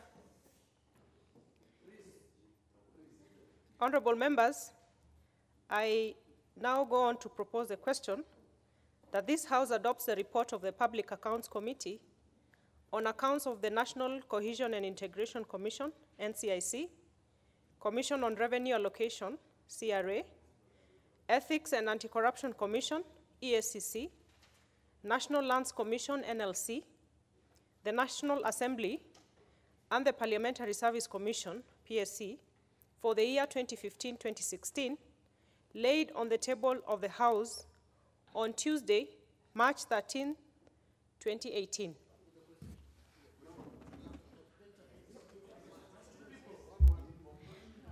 Honorable members, we don't have a lot of time, so let's give at least one or two members to.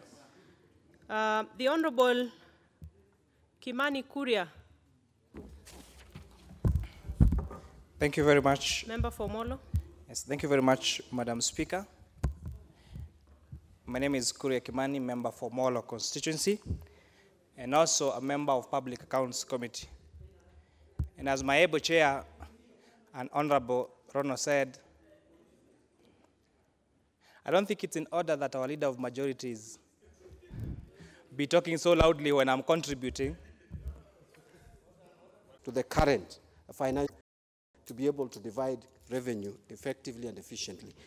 Madam Speaker, I support. Honorable Majority Leader, you displaced Honorable Majority. Madam Speaker, I want to confirm the deal, the relationship between the President and the Right Honorable Prime Minister, Lee and ODM, is real. It's real, and this reminds us of 1963, when Jaramogi, the late Jaramogi, had with the late Kenyatta. I'm sure that is Madam Speaker. I want to thank Honorable Wanda. And his seat is here.